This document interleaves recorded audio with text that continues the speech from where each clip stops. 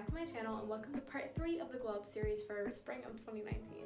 This episode is going to be focusing mainly on my skincare and makeup, so if you want to see me make over my wardrobe, make sure to watch part 2, and if you just want to hear about everything that's happening in this series, watch part 1. But today, I am going to be walking you through my current skincare routine.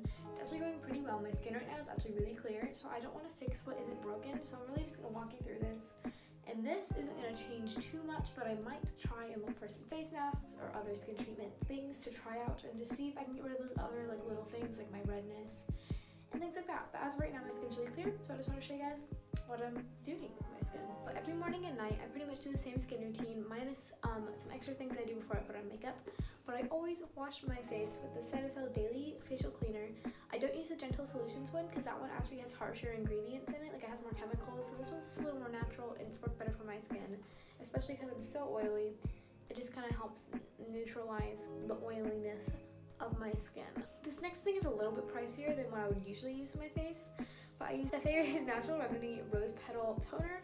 It works so well. The witch hazel, literally, it's so good. It's like, and I literally used to hate toner because I thought toner was just gonna burn your face off and was awful because it all had alcohol in it. But this one literally doesn't. It's so good. It's just witch hazel and rose water. As I said earlier, I literally love Cetaphil products, so I use their redness reducing moisturizer every morning and night, but I do use the night one. The day redness relieving moisturizer is a tinted moisturizer, so I just don't like to use it. I have one lying around for days I don't feel like wearing foundation, but I want to have a little coverage.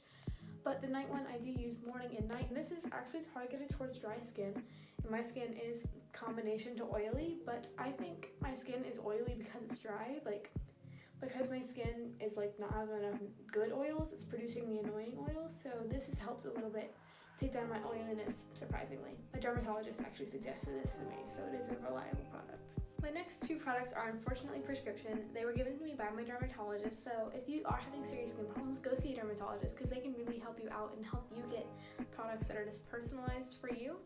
So I have just this acne cream basically, and it's Clindamycin phosphate and benzoyl peroxide gel. I probably butchered that. It's really low dose, but it just helps when I get a spot.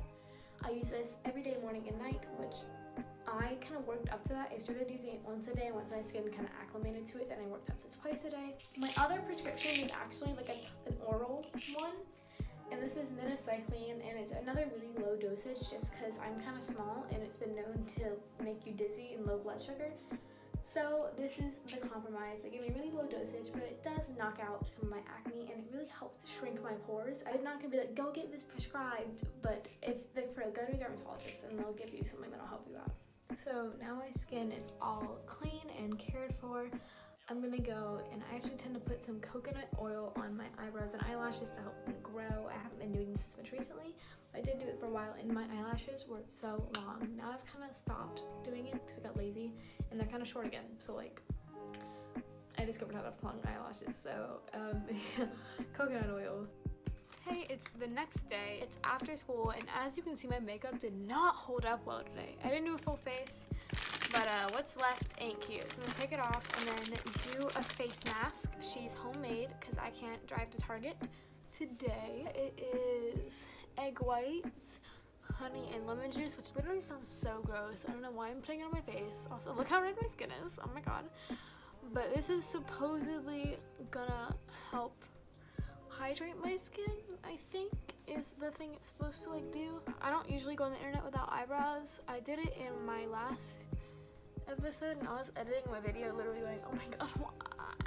And after I take off my face mask, I'll do my makeup for the glow up of this to something more attractive. So I'm gonna take some before pictures and then I'll put on my face mask. To apply the mask, I'm gonna use this old crusty elf makeup brush, which is probably dirty, but I just don't care about it, which is the goal because I don't want to ruin a makeup brush that I like. So I'm gonna take a second. I just cleaned out my makeup, so what I think I'm gonna do is show you what I've kind of done to organize my makeup recently. So this is my skincare brushes beauty blender bag. This is basically just it's mainly EOS chapsticks, honestly, and then whatever eyeshadow palettes couldn't fit But the rest of this next bag, funnily enough, was actually featured in the first episode of this series when I was making fun of how much makeup I had. Genuinely, this is full of lipstick. I don't know how it happened, but I have this much lipstick. I always joke about not having lipstick because I never wear it. But I have lipstick, apparently. This here is my caboodle. For a normal person, this would be enough space to store all of your makeup. But for me, this is just my eye makeup. We're gonna go on a little tour. In here I have all of my eyelashes, lash curlers, anything of that sort. And then the little drawer section of it is basically just my mascara in one drawer, then my eyebrow and eyelash, more eyelash stuff, and then some individual eyeshadows. And then the bottom is any palettes that I have that are able to fit. Like I said earlier, the rest are in the skincare bag. The last makeup bag I have is all of my like skin makeups, like anything involved in my foundation, contour, highlight, concealer. That whole situation is all in this bag. In the top zipper is my palettes that are too big to fit in the other pouches.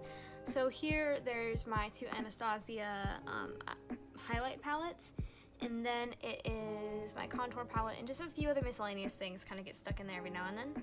Then I have my blush and small highlight in addition to a small contour stick I bought at Target. Then I have all of my foundations, which isn't as many as you would think, but also some concealer in there. And the bottom is my loose powders, anything used to set my face. I'm gonna go and let this mask sit for the rest of the time it needs, and I will get back to you. The timer just went off on my face mask, so I'm gonna take it off. It looks so pretty, like it's just so shiny. I'm like so impressed. So I have taken it off and done nothing to my skin. There's no moisturizer, no toner, no washing, just rinsing off the face mask. And it feels really good. It does have that like weird post face mask like tightness to it, but I kind of like that. So I think as soon as I put on a moisturizer, it'll feel super great. So now I'm gonna take you along on my daily makeup routine. So the first thing I use every time I do my makeup is this Clinique moisturizer, and I just find it's really nice to go on before and primer. It's like a moisture surge 72-hour auto replenishing hydrator, and I put it on every morning right before I do my makeup. The next thing, like I said earlier, is a primer. It's the Bare Minerals Primetime Primer. This one is one of those like silicone-y kind of primers. It has like a little bit of slickness to it, and I find that works really well with my foundation since my foundation is kind of dry.